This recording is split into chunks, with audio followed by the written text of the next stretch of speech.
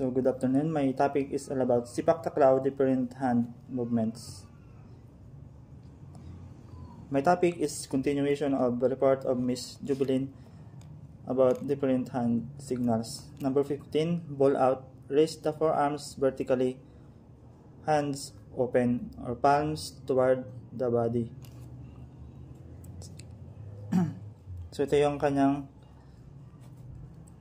hand signals sa picture. 16 is catch. Slowly lift the forearm palm of the hands facing upwards. Kung mapapansin natin dito, yung kanyang forearm is from the bottom up to papunta sa upwards. 17 is double contact. So dito i-raise ng umpire or referee yung kanyang two finger with na naka-spread open. It's like na peace sign. It means na twice na tamaan ng player yung isang ball, and it is a violation. Number 18 is 4 hits. So the referee will raise 4 fingers spread open. Dito naman kasi karaniwan, di ba, 3 hit lang yung pwede kapag sa sipak or volleyball. So kapag 4 hits, it is also a violation. Number 19, net touch by player and serve ball fails to pass to the opponent through crossing space. So it indicates the respective side of the net. So ituturo yun ng isang referee. It means na na-touch yung isang ng player yung isang net, and violation also. Number 20, reaching beyond the net. So place a hand above the net, palm facing downwards.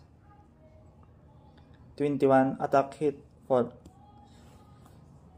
So make a downward motion with the forearm, hand open.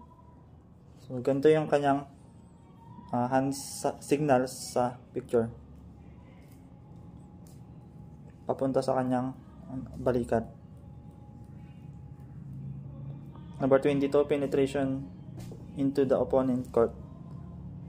Ball crossing the lower space or the server touches the court or the end of line, or the player steps outside his or her court at the movement of the service hit. So the referee again will point to the center line or to the respective line. So dito, kung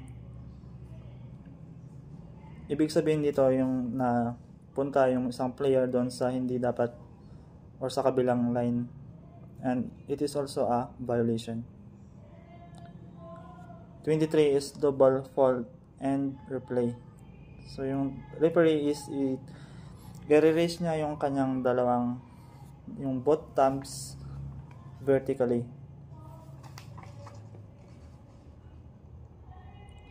24 is ball touch. Means that brush with the palm of one hand the fingers of the other held vertically, or brush fingers of opposite hand once over palm of vertical hand. So yung kanyang dalawang hands, parang ibabrush niya yung isang hand niya sa isang hand niya vertically. It means that ball touch, or it is also a violation. 25 is delay warning or delay penalty. Cover the wrist with open hand, palm facing referee, warning, or point to the wrist with yellow card or penalty. So you show yellow card against opposite wrist, penalty. So yung yellow is a warning, yung red, it is a penalty.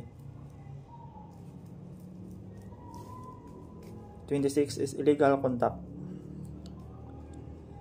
Place hands together, palms facing each other overhead. So para siyang mag a-appear sa taas ng head ng isang referee.